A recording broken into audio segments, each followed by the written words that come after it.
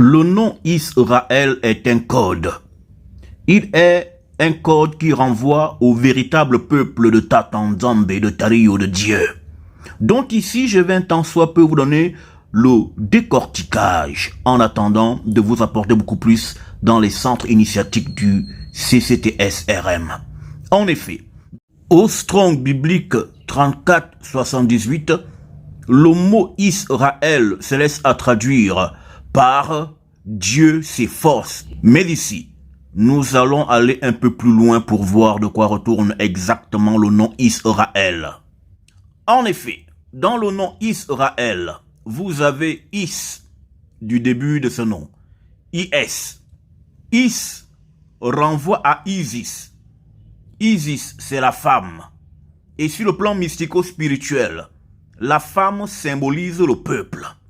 C'est pourquoi souvent lorsque l'on vous parle par exemple de Isuruya, Isolele, Israël, le peuple, dans les Écritures, on fait souvent allusion à une femme.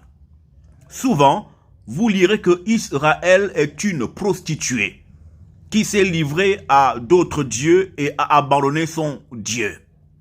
Vous avez l'histoire de la femme qui est poursuivie dans le désert par le dragon. Cette femme renvoie toujours au peuple. La femme est toujours l'image du peuple car c'est la femme qui fonde le peuple.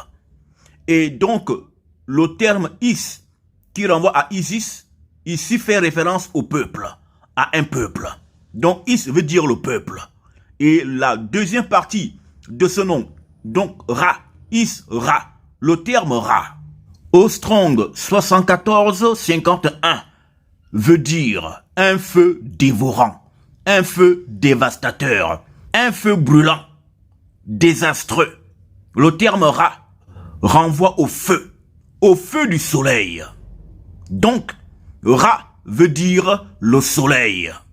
Et le terme El de Israël au Strong 410 veut dire un Dieu, un pouvoir, une puissance, une énergie.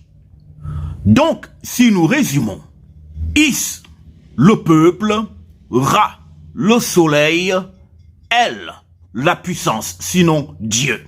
Israël veut donc dire le peuple ou la femme du Dieu soleil. Et donc, dans le mot Israël, vous avez déjà l'identité du peuple véritablement israélite, car il s'agit d'un peuple solaire, du peuple de Ra, du Dieu soleil, d'où Isis Rahel.